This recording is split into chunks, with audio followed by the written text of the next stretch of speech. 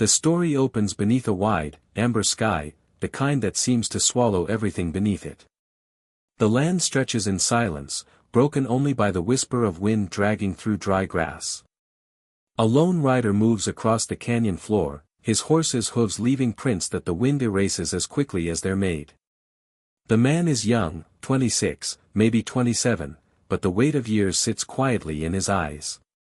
His name isn't known yet, only the soft rhythm of his breathing and the creak of worn leather tell us he's alive, still searching for something he can't name. He's been alone too long, ever since the fever took his family and the land turned against him. The ranch he once called home lies miles behind, left to dust and ghosts. The desert has been his only companion, endless, beautiful, unforgiving. Tonight, though, the horizon warns of a storm, the kind that rolls in fast, heavy with sand and thunder. He knows he won't outpace it. As lightning forks across the distant hills, he spots faint smoke curling from the valley below. Shelter, maybe. He urges his horse down the slope, following the scent of woodfire until he finds a circle of stone huts beside a dry riverbed. Most are empty, doors flapping open, the remains of campfires long cold. But one hut glows faintly from within. Cautiously, he dismounts, hat low against the wind. Inside, a small fire burns steady. And by it, a woman. Apache, maybe 20 years old, her hair long and black as obsidian, falling loose over a blanket wrapped around her shoulders. Her eyes lift to meet his without fear. Instead of recoiling, she studies him, her gaze calm, curious. He pauses at the doorway, unsure whether to speak or leave her be. The storm growls closer, a deep roar rolling through the canyon walls. She gestures toward the fire with a tilt of her chin, an invitation. He steps inside, closes the door behind him, and the wind dies away to a muffled hum. The small space smells of smoke and herbs. Shadows dance on the walls as the fire flickers between them. She watches him remove his coat and hang it by the door. Her expression is open, questioning. Finally, she asks in careful English, "Where your people?" He hesitates. The question hits harder than she intends. "Don't have any," he says softly. "Not anymore."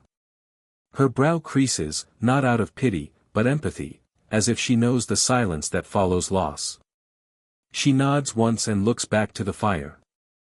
For a long moment, they sit together in quiet understanding, two souls who don't belong anywhere, bound by the accident of a storm. Outside, thunder rolls over the valley. Inside, something new flickers, faint as the fire between them, but alive. Neither of them knows it yet, but this night will mark the start of something far greater than either imagined, a fragile bridge between two worlds, built from warmth shared in the heart of a desert storm. Morning drifts into the canyon slow and golden. The storm has passed, leaving behind air so clear it feels reborn. Dust sparkles in shafts of sunlight cutting through cracks in the hut's roof. The man wakes to the smell of wood smoke and the faint sound of humming, soft, tuneless, content. The Apache woman kneels beside the fire, stirring something in a small clay pot. Her movements are careful, graceful in their simplicity. She glances over her shoulder when she senses him awake, offering a half-smile, not shy, just acknowledging. The kind of smile that says, "You made it through the night too." He thanks her quietly as he sits up, stretching sore shoulders. His coat and rifle rest where he left them. She's laid his hat neatly beside the door, a small gesture of respect he didn't expect. For a while, neither speaks. The fire pops, the pot simmers, and the world feels balanced. Then she breaks the silence. "You ride alone," she says, more statement than question. He nods. "Been that way a long time." "Why?" she presses, eyes narrowing slightly. He thinks of how to answer, the family buried in unmarked soil, the ranch swallowed by drought, the emptiness he's carried like another skin. But he just says, "No one left to ride with." She studies his face as if memorizing it. Her curiosity isn't the kind that offends, it's genuine, born from wonder. To her, every word he says is a piece of a world she doesn't know yet.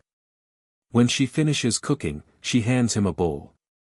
The food is simple, beans, herbs, a touch of spice, but he eats like it's the best thing he's had in months.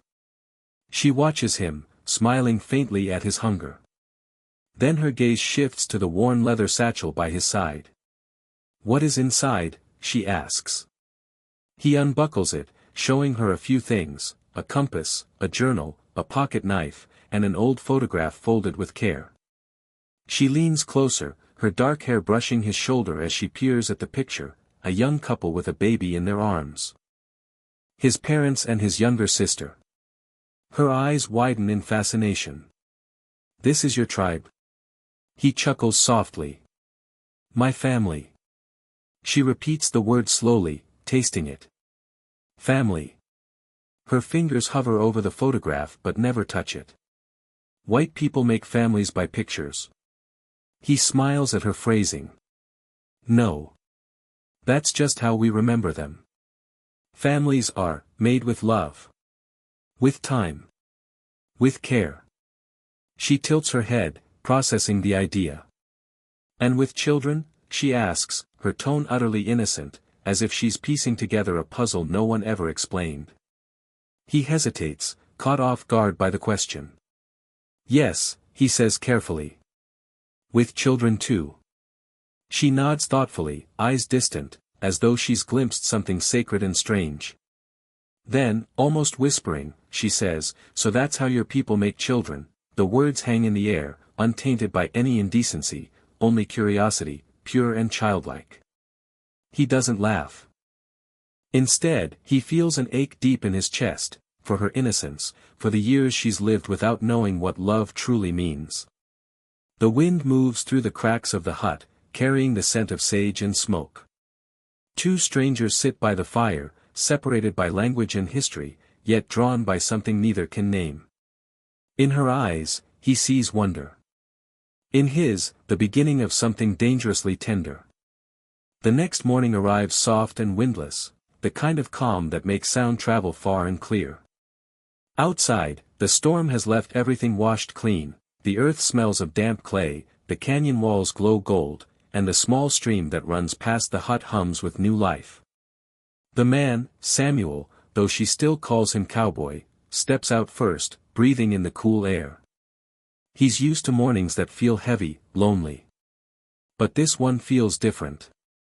There's laughter inside, hers, light and bright, as if she's forgotten that the world ever had rules. When he returns, she's sitting cross-legged by the fire, studying the photograph again. Her brow furrows in concentration.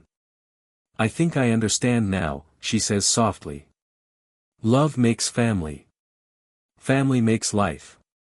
He smiles, half amused, half touched. "You've got it mostly right." She grins, proud of herself, then gestures for him to sit. He does, watching as she mimics what she's seen in his photograph. She places two stones side by side on the dirt, then adds a smaller pebble between them. "Man, woman, child," she says, her voice almost ceremonial. "Together, strong." He nods, moved by the simplicity of her understanding. "That's the idea," he says quietly. "But love isn't just about being together. It's about choosing to stay, even when it's hard." She tilts her head. "Choosing?" "Yes," he replies. "Every day, you choose to be kind. To listen. To protect each other. That's love." She's silent for a moment, absorbing it. Then she does something that catches him off guard. She reaches for his hand. Her fingers are warm, a little rough from work, but her grip is gentle. "Like this?" she asks, eyes wide with curiosity. He doesn't pull away. "Something like that," he says, voice low. "It's when holding someone's hand feels right. When you don't have to explain why." They sit that way for a few seconds, neither moving. Outside, the wind rustles through the grass, the horses snort softly, and somewhere far off, a hawk cries. The world feels perfectly still. Then she lets go, a shy smile flickering on her lips. I want to learn more, she says. Not just what makes family, what makes heart strong. He looks at her, really looks at her. Not as an outsider, not as someone naive, but as a soul reaching towards something she's never been allowed to feel. There's wisdom in her innocence, courage in her curiosity. He nods slowly. Then I'll teach you what I can, he says. But some lessons, you'll teach yourself. She laughs softly, teasing. Then you be teacher. I'll be good student. The moment could have turned light-hearted, but it doesn't. Instead, it lingers, warm, uncertain, tender. Two people, strangers by birth, now bound by the fragile beginning of trust. As the sun rises higher, the fire between them burns low. Neither speaks. They just sit together, the silence filled with unspoken things, gratitude, wonder, and something deeper that neither dares to name yet. In the heart of the desert, where nothing lasts easily, something has quietly begun to grow, not a flame of passion, but the steady glow of understanding. The desert night returns like a tide, slow, deliberate, and endless. The sun has long dipped below the horizon, leaving behind a bruised violet sky scattered with stars. The small fire outside the hut crackles softly, painting warm light on two quiet faces. Samuel sits cross-legged, his hat resting beside him. Across the fire, the young Apache woman, he's learned her name now, Tala, stares into the flames, her expression distant. The day had been good, they'd worked side by side mending the corral, shared a meal, and even laughed when the mule kicked over their bucket of water. But now, something heavier fills the air, a silence weighted with things unspoken. He studies her face in the flickering glow. You're quiet tonight, he says gently. She hesitates, then looks up. Her eyes reflect the firelight, bright, wet, and unreadable. You asked before, she says slowly, why I am alone. He nods, careful not to push. I was born curious, she continues. Always asking. Always wondering why things are the way they are. Why the sky changes color. Why the river never stays still. Why people say love is dangerous. Her voice trembles slightly, and she draws her blanket tighter around her shoulders. My people say a woman should not question. She should listen, obey, keep her heart quiet. But my heart, she pauses, pressing her hand to her chest. My heart never learned silence. Samuel's throat tightens. He knows that feeling too well, the punishment that comes from wanting more than the world allows. They said I was disrespectful, she goes on, eyes still on the fire. Said my words would bring shame. One day, I asked our chief how children are made. Not because I wanted to be bad, but because I wanted to understand life. She shakes her head slowly. They laughed. Then they called me unclean. They said no man should want a woman who asks such things. The fire crackles louder for a moment, breaking the stillness between them. Samuel leans forward, elbows on his knees. You didn't do anything wrong, Tala, he says softly. Curiosity isn't sin. It's courage. She meets his gaze then, her dark eyes searching his face for any trace of mockery. There's none. Only warmth. Only understanding. You really believe that? She whispers. I do, he says. Asking questions is how people find truth. Even if it costs them comfort. A tear slips down her cheek, catching the firelight before it falls. He reaches out, slow and steady, and brushes it away with the back of his hand. The touch is light, respectful, grounding. Her breath catches, but she doesn't move away. Thank you, she murmurs. No one ever said that before. He gives a small, sad smile. Then they've never really listened to you. For a while, neither speaks. The fire burns lower, their shadows stretch longer, and the canyon grows still. Then, almost without thinking, Tala leans slightly closer to the flame, her voice barely a whisper. You're not like the others. Samuel's heart stirs at the words. He doesn't answer, just lets the silence hold them. Above, the stars blaze brighter, countless and eternal. Below, two souls sit side by side, the space between them charged not with desire, but with quiet understanding, the kind that begins where loneliness ends. Days drift into one another, and the desert softens around them. The sun still burns, the wind still bites, but the land no longer feels empty. Where once there was silence, now there's the sound of two people living, working, laughing, learning to share the same air without needing words. Samuel has rebuilt the corral with Tala's help. At first, she watched him, mimicking his movements with hesitant hands. Now, she hammers nails, ties rope, and teases him when his knots slip loose. The awkwardness that once hovered between them has turned into something lighter, quiet companionship. She's changed, he notices. Her laughter comes easier.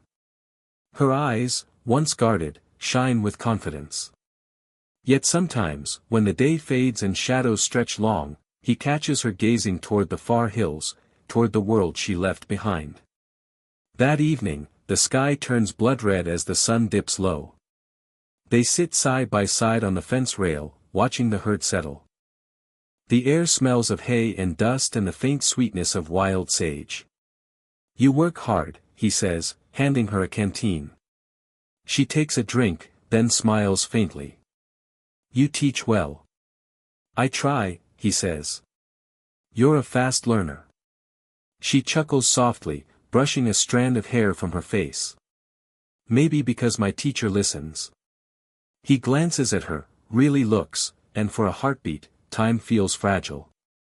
The way her hair catches the light, the way her voice softens his edges. He looks away before his thoughts wander where they shouldn't. But that moment doesn't go unnoticed.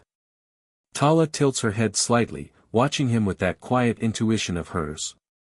"You're afraid," she says simply. He blinks. "Afraid?" "That your people would not like me," she says.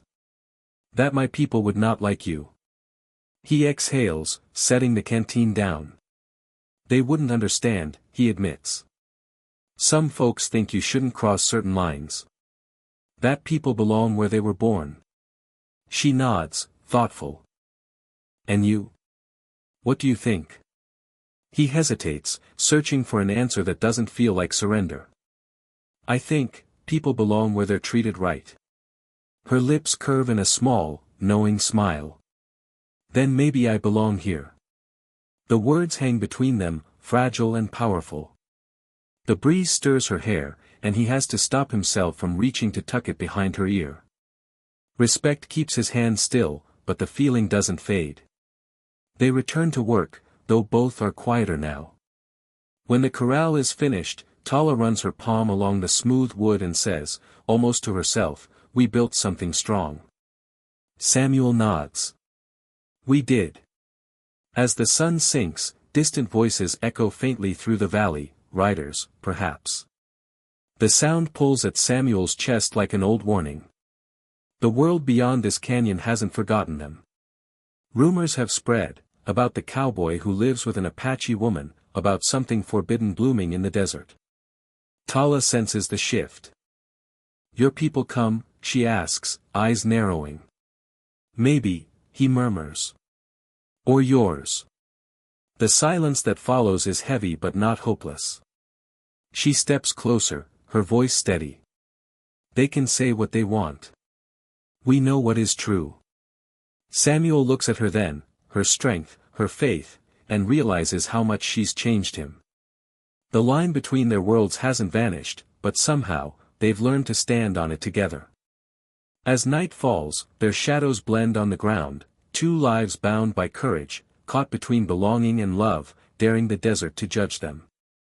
The night comes quiet and wide, a velvet sky spilling stars like silver dust. The air holds that gentle chill that comes only after long desert days. The fire has burned low, its glow painting the world in soft gold and shadow. Samuel sits by the corral, hat tipped back, eyes on the horizon.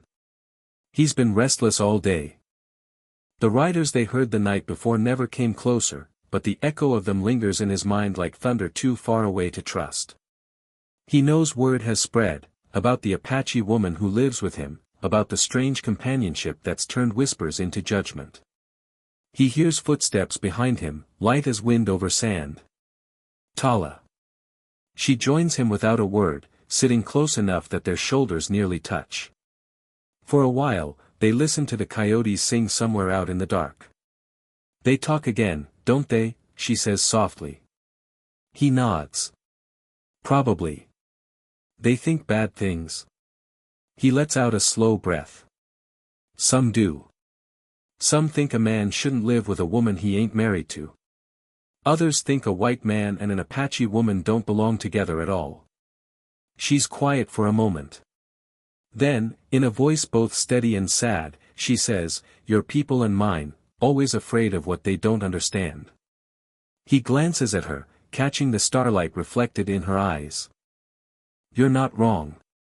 She folds her hands in her lap, gaze fixed on the fire. "When I was cast out, I thought it was because I asked too much. But now I see, maybe it was because I made them see too much." She looks up at him, eyes fierce with clarity. "You make them see too much too." Samuel laughs softly, shaking his head. "Maybe we both talk too much for our own good."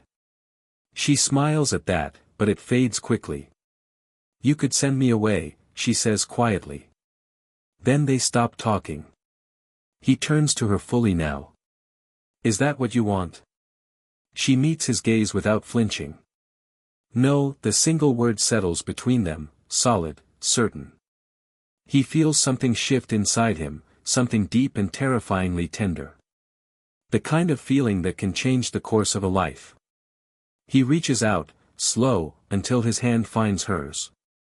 Their fingers intertwine naturally, as though they've done this 1,000 times before. "Tala," he says, his voice rough, "if you stay here, it won't be easy. Folks might never understand. You sure you can live with that?" She looks up at the stars, her expression calm. "The stars don't ask who looks at them," she whispers. "They just shine." The words steal his breath. He watches her, the wind playing with her hair, the firelight soft against her skin, and for the first time in years, he feels peace. He leans closer, not to claim, not to test, but to thank. Their foreheads touch, just barely. The moment is pure, quiet, sacred. No kiss. No promises spoken aloud. Just two hearts acknowledging what they already know, that love isn't about possession or approval, but courage. When they part, the stars seem brighter, the silence deeper, and the world, for once, feels big enough for both of them. Morning rises slow over the canyon, the sky awash in the pale gold of renewal. The fire has burned out, leaving only the faint scent of smoke in the still air. Samuel stands near the corral fence, watching the light climb over the ridges. For the first time in a long while, he feels something that almost resembles peace, but he also knows peace doesn't come without a price. Behind him, Tala emerges from the hut, her blanket wrapped loosely around her shoulders. She looks rested, yet there's a quiet resolve in her face. She walks to him, bare feet brushing over the cool sand.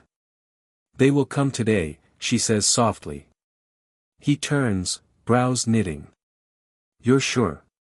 She nods once. "My people." Word travels fast.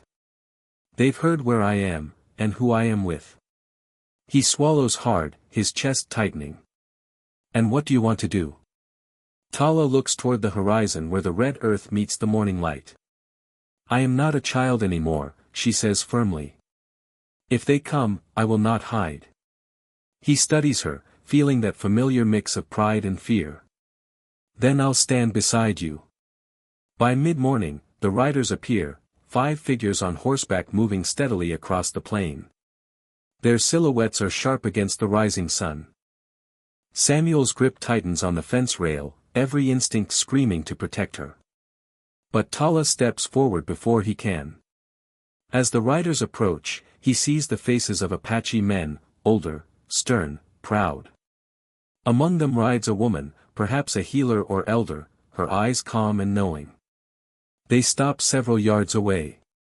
Dust settles around the horse's hooves. The elder woman speaks first, her voice steady.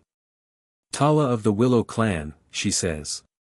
"You have been gone long. We heard stories, that you live among white men, that you forgot who you are." Tala lifts her chin, unflinching. "I did not forget. I learned. And I chose." The elder studies her for a long moment, then glances toward Samuel. He stands still, hat in hand, showing respect. "And you, cowboy?" she asks. "What have you given her?" He takes a slow breath. "Safety. Respect. A place to call home." He pauses, voice steady. "She gave me more than that, reminded me what it means to care again." The woman's gaze softens just slightly. Around her, the men murmur quietly but don't move. Finally, the elder nods once. "A woman's path is her own," she says. "If you treat her with honor, then the wind will carry no shame." It's not quite approval, but it's enough. When they ride away, the valley feels lighter, like the storm that began all this has finally passed. Tala exhales deeply, tears glimmering but unshed. Samuel steps closer, placing a hand on her shoulder. "You all right?" She nods, smiling faintly.